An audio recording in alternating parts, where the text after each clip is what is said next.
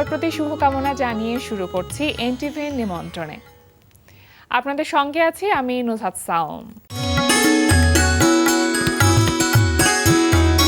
দর্শক, এনটিভি নিমন্ত্রণের আজকের আয়োজনে থাকছে সংস্কৃতি, এনটিভি অনুষ্ঠান সূচি ও আলাপন। প্রথমেই সংস্কৃতি।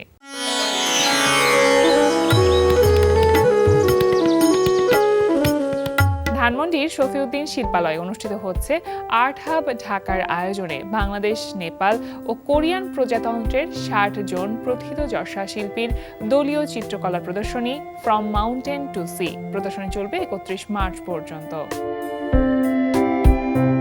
লালমাটিয়ার কলাকেন্দ্রে অনুষ্ঠিত হচ্ছে তানভীর পারভেজের অবগাহী অভিজ্ঞতার স্থাপনা শিল্প প্রদর্শনী। প্রতিদিন বিকেল ৪টা থেকে রাত ৮টা এই সময়ে প্রদর্শনী চলবে ১১ এপ্রিল পর্যন্ত। এবার এনটিভি অনুষ্ঠান সূচি। এবার জানিয়ে দিচ্ছি এনটিভির আজ রাতের বিশেষ বিশেষ অনুষ্ঠানগুলির সময়সূচি। সন্ধ্যা ৬টা ১৫ থাকছে সমসাময়িক বিষয় নিয়ে অনুষ্ঠান সংবাদ প্রতিদিন।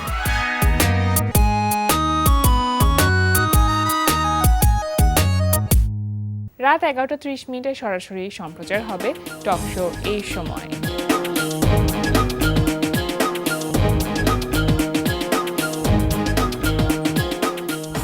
এই ছিল এনটিভির আজ রাতের বিশেষ বিশেষ অনুষ্ঠানগুলির সময়সূচি। এবার আলাপন। প্রিয় দর্শক, আমাদের আলাপনের আজকের অতিথি নৃত্যশিল্পী লিখন রায়। শুভ সকাল। শুভ সকাল। কেমন আছেন? এই তো ভালো। তুমি কেমন আছো? আমি খুব ভালো আছি। আপনাকে পেয়ে ভীষণ ভালো লাগছে।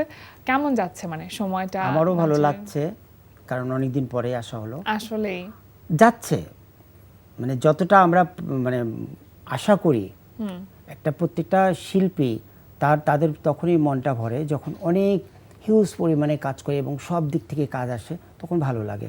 আসলে আমরা একটা সময় সব চ্যানেলেই কাজ করতাম দাপিয়ে। বিশেষ করে ঈদের সময় বা যে কোনো উৎসব থাকলে তখন আসলে দুইটা ঈদ, পহেলা বৈশাখ, তারপরে ২৬শে মার্চ, ১৬ ডিসেম্বর, ২১শে ফেব্রুয়ারি, এগুলোতে আমাদের সব চ্যানেলে ভরপুর কাজ থাকতো। এখন এমন একটা পজিশন, এমন একটা অবস্থান, কিছু করার নাই। এখন শুধুমাত্র আমরা হয়ে গেছি বিটিভি কেন্দ্রিক। বিটিভি আমাদেরকে বাঁচিয়ে রেখেছে। ঈদের সময়টাতেও আসলে বিটিভিতে বেশ কিছু আপনার, যেহেতু নিজের একটি আপনার সংগঠন আছে, নিজের স্কুল আছে, তো নাচের স্কুল, সেখানকার ছেলে মেয়েরা অংশগ্রহণ করে, নিজেরও কাজ থাকে, তো সব মিলে ঈদের ব্যস্ততা কেমন ছিল? বললাম না একটা কথাই, যে আমরা এত ব্যস্ত থাকি মূলত ওই মানে বিভিন্ন চ্যানেল নিয়ে। আমরা এক চ্যানেলে কাজ করে আরেক চ্যানেলে দৌড়াই, আরেক চ্যানেলে কাজ করে আরেক চ্যানেলে দৌড়াই। সেটা থেকে একটা সীমিত পরিসরে কাজ হচ্ছে। তাও সবাইকে মন রাখতে যে বিটিভি তো আর একজনের উপর ডিপেন্ড করে না, তাই না? সবাইকে সুযোগ দিতে হয়। তো সেই ক্ষেত্রে কাজের পরিধিটা একটু কমে গেছে, কিন্তু কাজ হচ্ছে।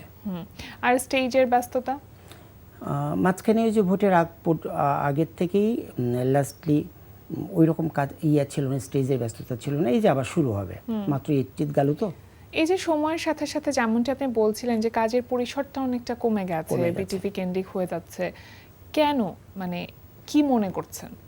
জানি না, সবার কাছে তো একটা জিনিসই শুনি, সব চ্যানেলগুলিতে একটাই কথাই শুনি, এত ভালো ভালো কাজ দিয়েছি আমরা, আমি এবং আমাদের গুরুরা, কবির ইসলাম রতন স্যার, শিবলি স্যার, নিপাপা, ওনারা এত ভালো ভালো কাজ দিয়েছে, বা পাশাপাশি আমরাও ভালো কাজ করেছি, কিন্তু একটা কথাই শুনি যে স্পন্সর পাওয়া যায় না। এখন এখানেই তো আমাদের মুখ বন্ধ, কিচ্ছু করার নাই। আর আমাদেরও ওই রকম কোনো ক্ষমতা নেই যে আমরা নিজেদের পৃষ্ঠপোষকতায় কোনো কিছু একটা দাঁড় করাবো। তারপর তো সংগঠন করছেন এবং সেখানে নৃত্যশিল্পীদের অধিকার আদায়ের জন্য বা দাবি আদায়ের জন্য আমরা অনেক কিছুই ভাবি, কিন্তু ভাবলেই তো সবকিছু সমাধান হয় না। কঠিন একটা বাস্তবতা থেকে যায় না। এই যে নতুন করেই গেল এবং সেখানে আপনি জাজ হিসেবে ছিলেন, তাহলে আমরা যখন বলছি যে পরিসরটা বা পরিধিটা অনেকটা কমে যাচ্ছে, ক্ষেত্রটা ছোট হয়ে আসছে, তাহলে নতুন যারা আসছে, যারা আগ্রহী নাচে, তাদের আসলে ভবিষ্যৎটা কি? তাদের ভবিষ্যৎ, তাদের মা বাবার প্রথম ক্ষুধা হচ্ছে তাদের মা বাবা।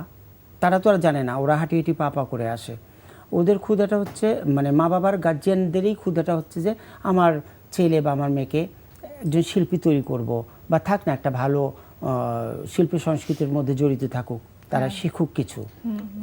এইটাই হচ্ছে ওদের চাওয়া বা ভালো থাকার জন্যই করা, আচ্ছা। কিন্তু আসলে কি ভবিষ্যৎটা হবে বা কি দাঁড়াবে বা আসলে কি তারা অবস্থানটা হবে, প্রফেশন হিসেবে নিতে পারবে না না কিনা? না না প্রফেশনাল হিসেবে মানে চিন্তাই করতে পারি না। আমরাই তো হিমশিম খেয়েছি সামটাইম। আপনার ছোটবেলাটা কেমন ছিল?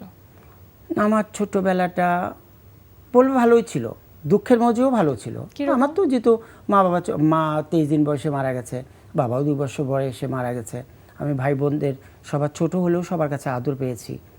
তো ছোটবেলাটা চাওয়া পাওয়াগুলি যেই ছোট ছোট চাওয়া পাওয়াগুলি ছিল, সেই চাওয়া পাওয়ার মধ্যে একটা নাচ আমার চাওয়া পাওয়া ছিল, আচ্ছা। সেটাও পূরণ হয়েছে। ওই সুবাদেই তখন সুরঙ্গমের সঙ্গীত একাডেমি ছিল, শিবলি মোহাম্মদ শামিরা নেপাই স্কুল, আমার গুরু তারা। তো ওই স্কুলেই আমার নাচ শেখা। তো নাচ শেখার পরপরেই তখন ম্যাট্রিক ইন্টারও পাস হয়ে গেল, রেজাল্টও মোটামুটি ভালো হলো, স্কলারশিপের চান্স পেলাম। ভারত সরকারের বৃত্তি নিয়ে দিল্লিতে নাচের উপর এই যে নাচের জন্য একটা তাগিদ অনুভব করা বা নাচের জন্য চাওয়াটা তৈরি হওয়া, এটা কাকে দেখে হয়েছিল আপনার? এটা তখন মোটামুটি সাদা কালো টেলিভিশন। হ্যাঁ, শিবলি মোহাম্মদ শামিরা রিপা, কবির ইসলাম রতন স্যার, আমার স্যার, তো তাদেরকে দেখতাম, আমার খুব ভালো লাগতো। তখন আমি বায়না ধরতাম আমার দিদির কাছে, বড় দিদির কাছে। আচ্ছা। আমার বড় দিদির কাছেই থাকা ঢাকায়, কারণ বড় দিদি মানুষ করেছে। আমার দুলাভাই ছিল এয়ারপোর্টের কাস্টম ইন্সপেক্টর। আচ্ছা। তো সেই সুবাদে আমি স্কুল কলেজ ঢাকাতেই। তো দিদির কাছে বায়না ধরলে পরে দিদি নাচে ভর্তি পত্রিকাও করে দেন। দেখলাম, আবার টেলিভিশনে অ্যাডও যাচ্ছে যে হ্যাঁ। ভর্তি চলছে এন তেন।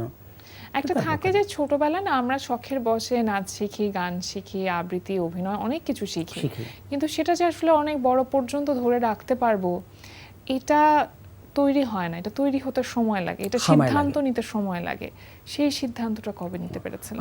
সেটা হচ্ছে গিয়ে যে একটা সময়ে যখন একটা কাজে যখন আমি ব্যয় করব বা ব্যয় করলাম টাইমটা, তখন আমার মনে হলো যে আমাকে ডিসাইড করতে হবে যে আমি আসলে এই কুলে থাকবো না ওই কুলে যাব, কোন পথটা আমি বেছে নেব। হ্যাঁ। এবং বাঁচার জন্য সেটা শুধু শখে ইনকাম করছি বা আমার চেহারা দেখা যাবে, আমি তারকা হব, সেটা না। আমাকে তো বাঁচতেও হবে, অবশ্যই আমাকে সার্ভাইভ করতে হবে।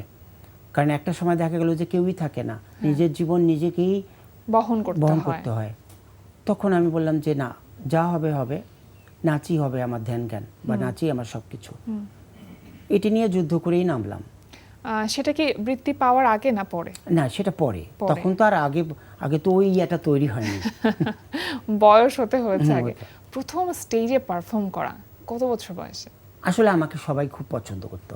ওই সময় আমি গুলগুলা ছিলাম, হ্যাঁ। আমার স্যাররা ভীষণ পছন্দ করতো। কি পারফরমেন্স করতাম সেটা খুব জরুরি না, জরুরি হলো যে ওকে একটা ভালো ইম্পর্টেন্ট ক্যারেক্টার দিতে হবে এবং ওকে রাখতে হবে, এটা হচ্ছে মেইন থিং।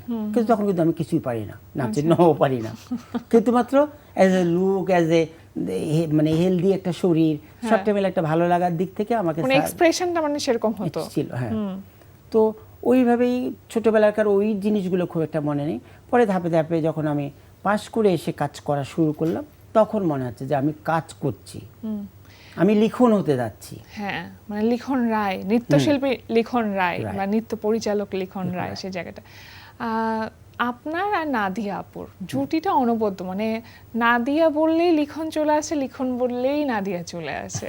এই ব্যাপারটা কিভাবে তৈরি হয়েছে? আসলে আমি অনেকের সাথে নেচেছি, ঈশিতা, তারিন, বিজুলি, শ্রাবন্তী, রিচি, চাঁদনি। প্রথমে কাজ করতে করতেই একটা সময় মনে হলো আসলে মেইন গণ্ডিটা হচ্ছে রতন স্যার এবং শিবলি স্যার, তাদের কাছেই আমাদের শেখা মূলত। তো সেখানে কাজ করতে করতে যে আমার নাদিয়ার নাচ ভালো লাগতো আসলে মূলত। আচ্ছা আচ্ছা। তো আমার কাছে মনে হলো যে আমি যেই পরিসরে ওখান থেকে শিখে আসলাম, আমার মনে হয় কি আলটিমেটলি ওকে মানুষ চিনুক জানুক না জানুক, কিন্তু ওরও কাজ করা দরকার। এবং আমার মনে হলো যে অ্যাটলিস্ট ওকে নিয়ে আমি কাজ করি। এই 2-4টা কাজ করতে করতে এদের পাশাপাশি, এদের সাথে কিন্তু কাজ চলছে অলরেডি আমার। তো ওদের পাশাপাশি এর সাথে কাজ করতে যেই 10-12টা কাজ করতে যেই দেখি স্পন্সররা বা বিভিন্ন চ্যানেলের যারা প্রোগ্রাম বানায় বা প্রোগ্রাম মেকার, মানে তার গ্রহণযোগ্যতা পেল আর কি আপনাদের এই জুটিটা। হ্যাঁ, তখন বলে যে আপনি না দিয়ে একটা আমাদের টিম, মানে উইথ টিম। আচ্ছা, এই ব্যাপারটা আপনার মধ্যে কি এই জন্য কাজ করেছিল? কারণ যে শিবলি মোহাম্মদ এবং নিপা, হ্যাঁ, এই দুজনের একটা জুটি আমরা সবসময় দেখেছি, যেহেতু তারা আপনার গুরুজি ছিলেন, সুতরাং সেই জায়গা থেকে কি আপনার মধ্যে এই ভাবনাটা কাজ করেছে যে আপনিও আসলে জুটি হিসেবে? তখন শোনো, তখন আসলে এই মনোভাবটা বা এই মনোবৃত্তিটা আমার তৈরি হয়নি। তখন আমি বুঝতে পারিনি যে আদৌ কি স্যারদের জায়গায় বা স্যারদের মতো অবস্থানে বা স্যারদের মতো এরকম নাম ধাম বা আমাদেরকে চিনবে জানবে, এটা বুঝতে পারিনি। আমি যে শুরু করি না কাজ, মানে গভীর চিন্তার চেতনাটা এত ছিল না। দূর অবধি চিন্তা ভাবনা না, ছিল না, না, না, সুদূর প্রসারী চিন্তা ছিল না। নৃত্য কথা 12 বছর আগে, মানে 12 বছর বয়স হয়ে গেল আপনার স্কুলের, নৃত্য কথা কোন ভাবনার জায়গা থেকে শুরু করেছিলেন? একজন যখন শিল্পী তৈরি হলাম, মোটামুটি লিখন নাদিয়া লাদিয়া বা লিখন নাদিয়া এরকম একটা যখন অ্যানাউন্স চলছে বাংলাদেশে, তখন মনে হলো যে আসলে আমাদের কিছু একটাতে জড়িত হওয়া উচিত বা কিছু একটা থাকা উচিত, যেখানে আমাদের বাচ্চা কাচ্চারা বা ওরা তো সন্তানই, হ্যাঁ, পরবর্তী প্রজন্মকে কিছু শেখাতে হিসেবে হবে, ওরাই আমাদের উত্তরসূরি হবে এবং ওরাই বাঁচায় রাখবে। আমার কাছে মনে হয় যে যখন ছোট ছোট ছেলেমেয়েরা আপনার সামনে নাচে বা আপনি তাদেরকে শেখান, নিজের ছোটবেলাকেই তাদের মধ্যে দেখতে পান, খুঁজে পান। তা তো অবশ্যই। নিজে যখন শিখেছেন এত গুণী শিল্পীদের কাছ থেকে, তাদের কোন বিষয়গুলো একজন নৃত্য গুরু হিসেবে আপনার মধ্যে কাজ করে? আমার আসলে একটা ভালো কোনো প্রতিযোগিতা না হলে আসলে প্রপার ওয়েতে জাজমেন্ট করাটা খুব মুশকিল হয়। এবার নতুন করে করতে যেয়ে আমি ভীষণভাবে ফিল করেছি, এবং কোনো নৃত্যশিল্পীদের কাছে, সে ছেলে হোক মেয়ে হোক, আমি ফিরে গেছিলাম এবং আমার মনে হচ্ছিল আমার চোখ দিয়ে ঝরঝর করে পানি চলে আসছিলো। আমার সেই ছোটোবেলা, তারপরে আমার ছোটোবেলা থেকে একটু বেড়ে ওঠাটা বা ভালো নাচছে ছেলেমেয়েরা, মানে চিন্তাতীত, মানে কাকে রেখে কাকে বাদ দিব, কাকে রেখে কাকে জাজ করব, কঠিন একটা অবস্থা। ঢাকার মধ্যে নাকি ঢাকার বাইরে? এটা হলো আমি অঞ্চলে গিয়েছিলাম আগে, প্রথমে বগুড়ায় দিয়েছিল আমাকে, তারপরে বিভাগে গেলাম রাজশাহীতে। বিভাগটাই হচ্ছে গিয়ে মেইন থিং, মানে ওখান থেকেই 5 জন নিয়ে আসতে হবে। তো বিভাগ থেকে 5 জন নিয়ে আসা মানে কি বুঝতে পারছো যে কতটা কঠিন, খুবই চ্যালেঞ্জিং। হ্যাঁ, ওখানে 6 দিনের জাজমেন্ট ছিল আমার, 6 দিনেই। তো মানে আগের দিন যে দেখলাম, তারপরের দিন মানে আরো তুখর, আবার তারপরের দিন যখন আসছে মানে কি করব, মানে আবার আগের নাম্বারগুলি চেক করি, ওটা কত দিয়েছে, এটা কত দিয়েছে, নাহলে তো এই বাচ্চাটা বাদ পড়ে যাবে। হ্যাঁ, আমি জানতে চাইছিলাম যে মফস্বল শহরে যারা নাচ শিখছে তাদের মেধা এবং ঢাকা শহরে যারা নাচ শিখছে তাদের মেধা কিভাবে পার্থক্য করতে ওরা পারে? হয় কি, ওরা ভীষণ পরিশ্রমী ঢাকার থেকে, মফস্বলরা। আর মফস্বলে যারা আছে তারা তো অনেক টিচাররাই আছে যে যারা ঢাকার টিচারদের কাছ থেকে সাহায্য সহযোগিতা নেয় বা তারা মাঝে মধ্যেই ওয়ার্কশপের অ্যারেঞ্জ করে। সেই সুবাদে ওরা মানে প্রথম শুরুর থেকেই ওরা প্র্যাকটিসের উপর থাকে। এই যে আবার যে নতুন করে নতুন পরিসরে আবার এটা তো অব্যাহত, এই নতুন করিটা ওরা কিন্তু ঠিকই প্র্যাকটিস চলছে এখন থেকে, তাদের রিহার্সাল চলছে, মানে থেমে নেই তারা। আমরা কিন্তু কিছুই করছি না।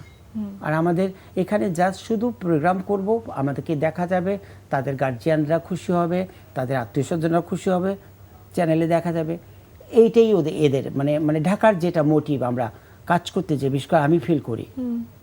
শিল্পের আসলে কোনো ব্যারিয়ার থাকে না, কিন্তু তারপরও কিছু কিছু ক্ষেত্রে ছেলে নৃত্যশিল্পী এবং মেয়ে নৃত্যশিল্পী, মানে আমরা স্বভাবত মনে করি যে মেয়েরাই নাচবে, কিন্তু নৃত্যশিল্পী হিসেবে যে ছেলেরাও ভালো করতে পারে সেটা আপনারা করেছেন, আপনাদের আগের যে জেনারেশন ছিল তারা আসলে সেটা প্রমাণ করিয়ে দেখেছে। তারপরও কি এখন সেই গ্রহণযোগ্যতা তৈরি হয়েছে? এখন আর ওইটা প্রথম দিকে এটা একটা সময় মনে হয়েছিল যখন মানে ছেলেরা নাচবে, এটা ভাবতে হয়তো পারেনি বা চিন্তা করতে পারেনি। সেই বিষয়গুলো কি মানে প্রতিবন্ধকতা হিসেবে কখনো আপনার জীবনে এসেছে? আমি না কখনো এই জিনিসটা, আমি একমাত্র পুরুষ নৃত্যশিল্পী, আমার মনে হয় কি, বা আমার গুরুরাও হয়তো বা এই জায়গাটা ফেস করতে হয়নি কখনো, এবং আমাদেরকে ওয়েল হিসাবেই মানে সব জায়গায় ওই সম্মানের জায়গায় কাউন্ট করেছে। এদিক থেকে আমি অনেক লাকি। অনেক দেশে গেছেন তো, অনেক দেশে নাচ নিয়ে, বাংলাদেশি নৃত্য নিয়ে, তো সেখানে আসলে যদি বলি যে কোনটা, অনেক আছে, আমার মনে হয় এতগুলো গল্প বলে শেষ করাও যাবে না, কিন্তু থাকে না খুব মেমোরেবল কিছু স্টেজ শো থাকে দেশের বাহিরে, কোনটার কথা বলবেন? জার্মানিতে একদম সর্বপ্রথম আমার ট্যুর জার্মানি। আচ্ছা, দেশের বাইরে সর্বপ্রথম ট্যুর আমার, তো ওইটা একটা বিশাল ভালো লাগা।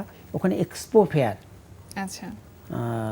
মানে আমরা 13 দিন না 14 দিন ছিলাম, তো প্রায় দিনেই দিনে 3টা করে, দিন রাত মিলেই, মানে রাতটা আর বেশি গড়াতো না, 7টার আগেই শেষ হয়ে যেত শো, এবং 3টা করে স্টেজ শো হতো। এবং ওই সমস্ত জায়গা তো ফগি জায়গা, কুয়াশাচ্ছন্ন জায়গা, একদম ওপেন এয়ারে, এবং দর্শক ভরে যাচ্ছে, বাংলাদেশি দর্শক এবং বিদেশি দর্শক।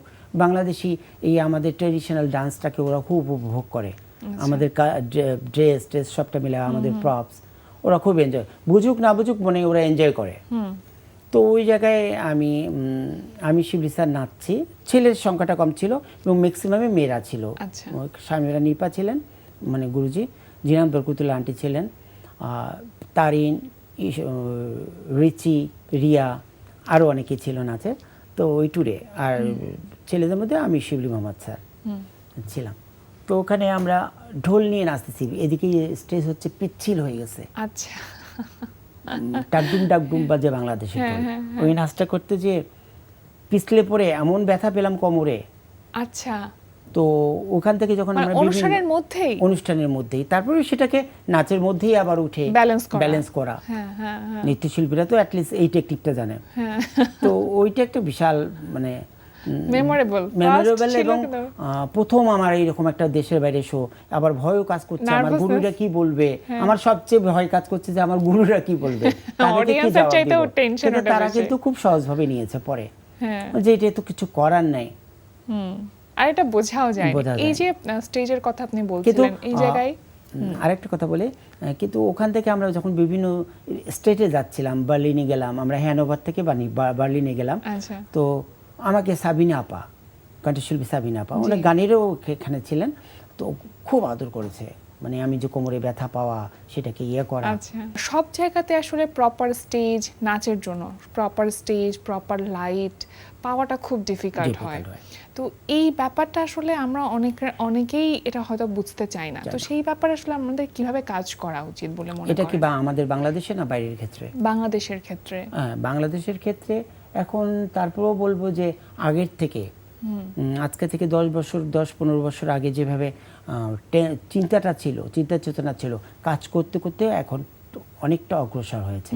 এই ব্যাপারটাকে মানে অত বেশি চিন্তাতীত হয় না এখন, অনেক বেশি মানে সবকিছু মানে অবস্থানটা ক্রিয়েট হয়েছে, সবাই ইন্টারন্যাশনালি চিন্তা করছে কাজ করবার। আপনার চিন্তাটা কি? আমাদের প্রত্যেকেরই আসলে জীবনে অনেক কিছু চাওয়া থাকে, হয়তো তার সব পূরণ হয় না, কিন্তু কিছু কিছু চাওয়া আমরা খুব করে চাই যে সেগুলো পূরণ হোক, জীবদ্দশায় আমরা করে রেখে যেতে চাই, এমন কি চাওয়া আছে? শিল্পী ছাড়াও কিন্তু প্রতিটা মানুষের ভিতরে একটা কল্পনা থাকে, একটা স্বপ্ন থাকে, সব স্বপ্ন তো আর পূরণ করা সম্ভব না। আর এই তখনই স্বপ্নটা পূরণ হবে যদি সরকারি পৃষ্ঠপোষকতা আমরা পাই। তো এছাড়া তো আর নিজের পক্ষে, নিজের দ্বারাই, নিজের কোনো কিছু করা সম্ভব না। কাজে স্বপ্নটা স্বপ্নই থাক না, স্বপ্নটা নাই বা প্রকাশ করলাম, নাই বা বললাম, স্বপ্ন তো পূরণ হবে না, আমি জানি আমি পূরণ করতে পারবো না। তারপরে শুনি একটা হয় না যে আমরা অনেক বড় বড় নামকরা নৃত্যশিল্পীদের কাছে শুনেছি, বিশেষ করে ইন্ডিয়ায় তাদের একটা জায়গা আছে, বিশাল বড় জায়গা আছে, সেখানে তারা বাংলোর মতো করেছে, কোটি কোটি কোটি কোটি কোটি কোটি বিভিন্ন জায়গায় ফ্লোর করেছে, সুন্দর লাগা একটা টেরাকোটা দিয়ে করেছে, সেখানে বিভিন্ন সেক্টরের নাচ হচ্ছে, ওড়িশি চলছে, কত্থক চলছে, মণিপুরি চলছে, হ্যাঁ, ভরতনাট্যম চলছে, মানে কোনো কিছু কমতি নাই, মানে সব সেক্টরের টিচাররা আছে, আবার ওখানে হস্টেল আছে, ইন্টারন্যাশনালি ছেলেমেয়েরা আসছে। এই যে ভালো লাগা, এই যে আমরাও কিছু অনুদান দিতে পারছি, তারাও কিছু তাদের ফিনান্সিয়াল সাপোর্ট দিয়ে কাজ করছে, এই যে চাওয়াগুলো, এইগুলো তো আর পূরণ হওয়ার না, এটা তো আর কবে হবে? তারপর আমরা চাই আসলে প্রত্যাশাগুলো পূরণ হোক, স্বপ্নগুলো বাস্তবায়িত হোক, সেই শুভকামনা সবসময় রইল। এবং সরকারের পৃষ্ঠপোষকতা আসলেই দরকার, বিশেষ করে শিল্পীদের জন্য, শিল্পের জন্য, সেটা যেন পূরণ হয়, সেই প্রত্যাশা। আজকে আমাদের আয়োজনে এসেছেন, সময় দিয়েছেন, আপনাকে অসংখ্য ধন্যবাদ। আপনার জন্য শুভকামনা রইল। তোমাকে অনেক ধন্যবাদ, আমার খুব ভালো লাগলো অনেকদিন পর আমাকে সুযোগ দেওয়ার জন্য, খুবই ভালো লাগলো। আর আমি একটা কথা বলি, সেটা হচ্ছে যে সবার জন্য দোয়া করবেন, বেশি বেশি করে এনটিভির পক্ষে থাকবেন, দেখবেন, এবং আমাদেরকেও সুযোগ দানে বাধিত করিবেন, কারণ এই জন্যই যেন আমরা যেভাবে কাজ করেছিলাম এনটিভিতে সেভাবে যেন আবার ফিরে আসতে পারি নৃত্যশিল্পীরা। ভালো থাকবেন। প্রিয় দর্শক, আমরা চলে এসেছি অনুষ্ঠানের শেষ প্রান্তে। অনুষ্ঠান সম্পর্কে আপনার মতামত জানাতে মেল করুন ntvnimontrone@ntvbd.com। বিশ্বের যে কোনো প্রান্ত থেকে যে কোনো সময় এনটিভি নিমন্ত্রণে দেখতে ভিজিট করুন আমাদের পূর্ণাঙ্গ ওয়েব পোর্টাল www.ntvbd.com। এছাড়া এনটিভি সব জনপ্রিয় অনুষ্ঠান ও খবরের আপডেট পেতে ভিজিট করুন আমাদের ইউটিউব চ্যানেল ও ভেরিফাইড ফেসবুক পেজে। সবার মঙ্গল কামনায় আজকের মতো এখানেই শেষ করছি। সবাই ভালো থাকুন, সুস্থ থাকুন, সুন্দর হোক আপনার প্রতিটি মুহূর্ত।